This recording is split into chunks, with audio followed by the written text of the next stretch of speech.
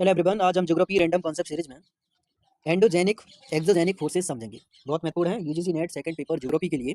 यहाँ से क्वेश्चन बार बार रिपीट होता है, इसीलिए आप यहाँ ध्यान से देखना, ध्यान से सुनना, आपको हर कॉन्सेप्ट क्लियर करेंगे केपीयू सर। ओके एवरीवन, अब हम स्टार्ट करते हैं। What's endogenic and exogenic forces. सबसे पहले हम समझेंगे एंडोजेनिक फोर्सेस क्या है। ध्यान से सुनना।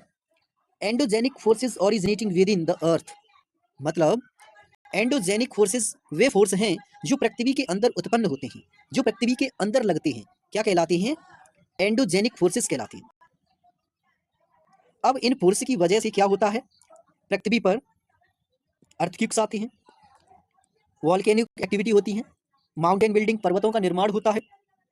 ये किसकी वजह से है? एंडोजेनिक फोर्सेस की वजह से। क्लियर? यहां से क्वेश्चन पूछा जाता है, नोट कर लो। क्लियर? इनसे होने वाली एक्टिविटी कौन कौन सी हैं? Earthquakes, volcanism, mountain building, folding and faulting. Clear? Note कर लो।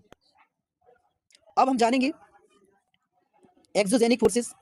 ध्यान से सुनना।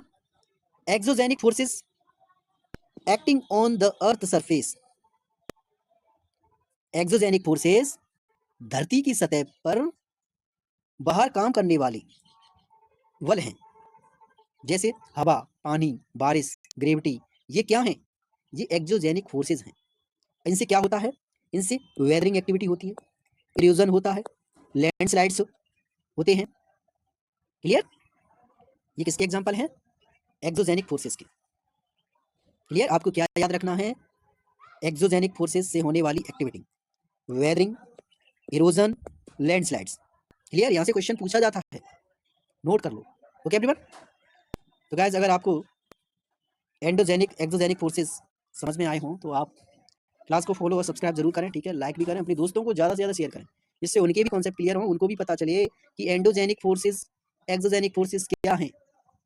स्टूडेंट्स को इसमें कंफ्यूज हो जाता है, इसीलिए आप उनको शेयर कर दो, जिससे उनके भी कॉन्सेप्ट क्लियर हो जाए। Okay everyone? और आप ऐसे ही केपीओ सर के साथ निरंतर जुड़े रहो। केपीओ सर आपका हर कॉन्सेप्ट क्लियर करेंगे। Okay everyone?